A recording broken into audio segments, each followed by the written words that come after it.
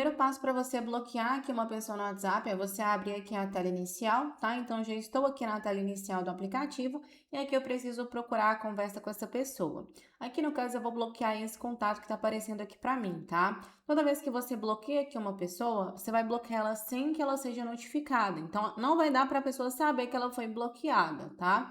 Então, aqui, ó, eu vou localizar essa pessoa. Então, aqui eu procuro entre as minhas conversas.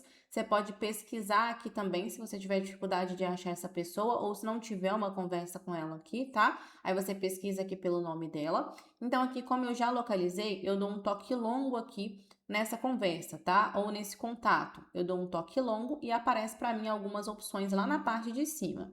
Então, aqui nessas opções, você vai ver alguns ícones, mas a gente vai selecionar esse daqui, ó, o menu 3 pontinhos de mais opções. Você vai tocar, vai abrir para você essa próxima tela e aqui você vai tocar na opção bloquear.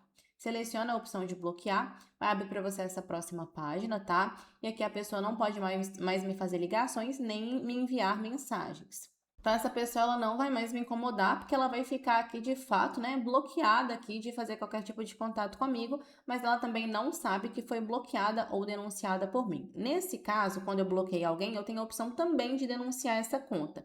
Eu não quero fazer a denúncia, tá? Eu quero simplesmente bloquear essa pessoa. Então, aqui no caso, ó, eu já selecionei aqui, né, a opção de fazer o bloqueio, eu não vou marcar aqui para poder denunciar, só vou tocar aqui em bloquear para poder confirmar, tá? Então é só você selecionar aqui, ó, bloquear, e aí aparece assim, ó, você bloqueou essa pessoa, tá? E fica dessa forma aqui.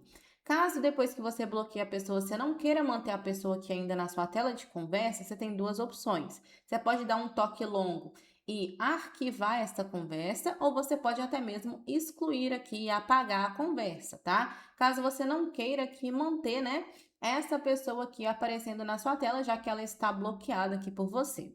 Se esse vídeo te ajudou, deixa seu like, se inscreve no canal, te vejo no próximo vídeo.